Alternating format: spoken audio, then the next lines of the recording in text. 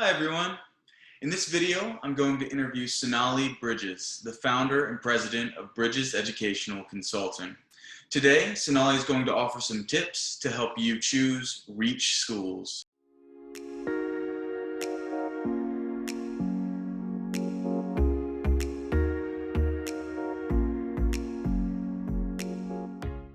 Sonali, thanks so much for joining us. Thanks for having me.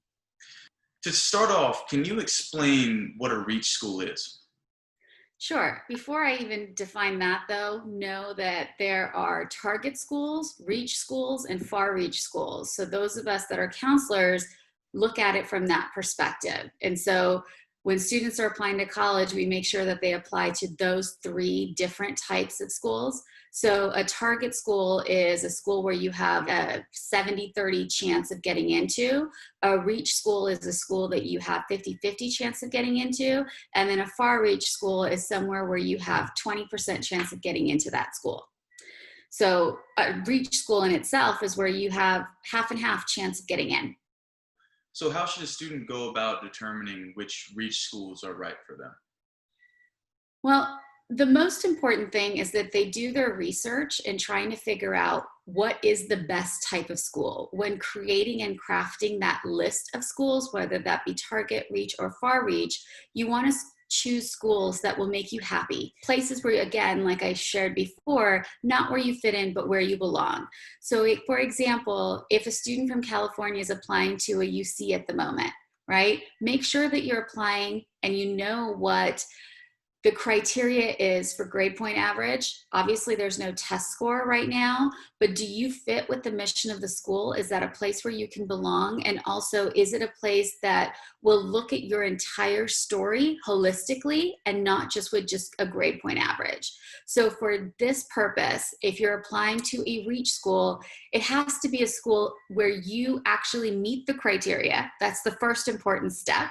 Yes, there may be students that are like you that have the same GPA and same academic profile, but how you present yourself is the most important. So when choosing a school to put on your list, make sure that it mirrors you as an individual and what your values are, and that the school's values match yours as well. Great. So how can students improve their chances of being admitted to their reach schools? Of course, by the time that they're applying to schools, they can't really go back and change their GPA and curriculum choices, but is there anything they can do to improve their chances? Be authentic. We know, colleges know, I've read for colleges for years, if a student wrote their application essay or if somebody else did, you can tell if a student is being disingenuous or just trying to impress the admissions committee. But you can also tell if a student is really trying to dig deep and answer questions.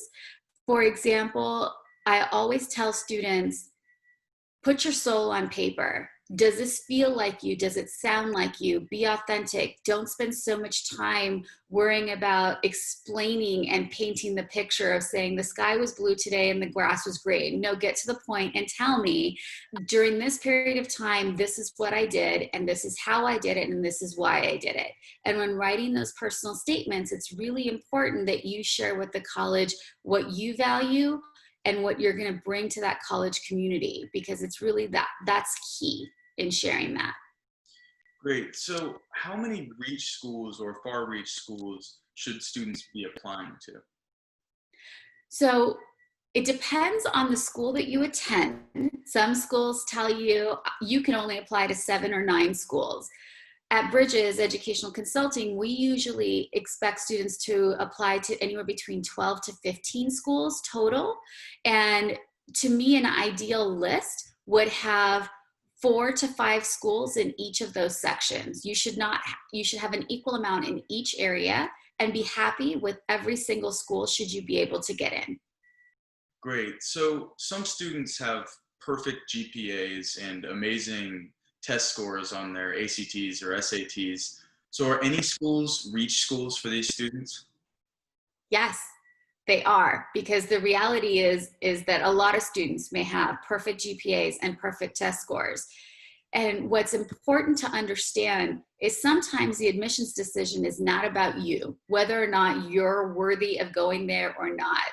It has everything to do with what they're looking for that year, what the application pool looks like, what the college's needs are for that particular year. So it's looking at institutional needs and admissions needs, and also who you are as an individual.